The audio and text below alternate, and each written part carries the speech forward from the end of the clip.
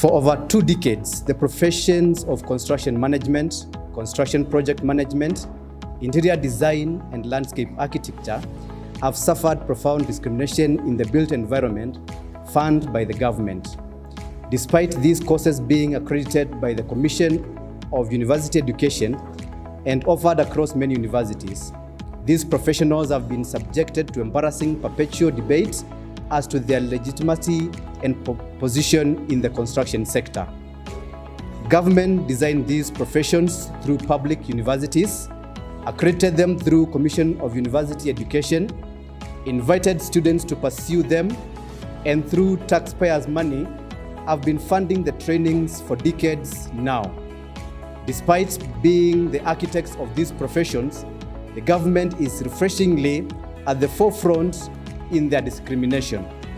While it has accredited the courses, majority of government jobs, including parastatal and agencies, do not formally recognize these professions. This extends to government parastatals and agencies.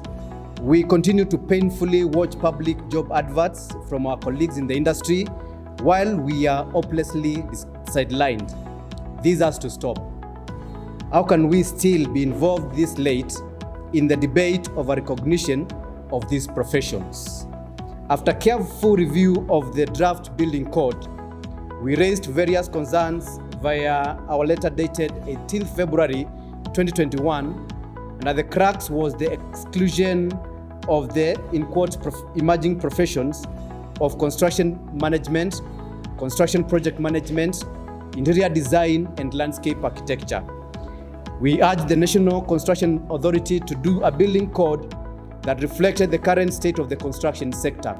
The Building Code 2024, like all regulations, must follow practice and not the other way around. There are over 10,000 practicing professionals whose livelihoods are at stake if this code is left in its current state. In addition, we have over 3,000 students currently undertaking these courses across the country in various universities. That notwithstanding, hundreds of students in universities and parents are going to be left in limbo as to the legality of their courses.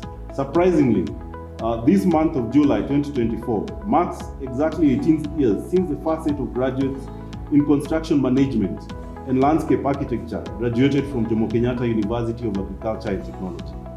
We reject the National Building Code and demand that the government immediately withdraw it to allow for its inclusivity amendment. The President has been at the fore advocating for job creation in the construction sector through affordable housing agenda. How can it be so when, on the other hand, the same government is attempting to have many professions lose their jobs through this code? The ongoing protest by Gen Zs came about because government refused to listen to its people. The launch of a national building code that has excluded many other professions continues to highlight these concerns of a government that does not listen. Mr. President, and I repeat, Mr. President, do the right thing. Recall the National Building Code 2024. It is not late. The code is meant to come to effect in February 2025. We have a window to do the amendment before then. The National Building Code that is being drafted started after these professions were created. Some of these professions have been existing over 2 decades or 3 decades. It's long overdue. Even NCA itself was created after these professions. The National Construction Authority started its mandate under the Act after these professions. We cannot have the government on one hand saying they're creating jobs for people in the public or in the construction sector, and the same government through State Department of Public Works is causing many people to lose their jobs. These courses are very expensive in universities. Government is funding these people through taxpayers' money in universities, and the same government is purporting not to recognize them.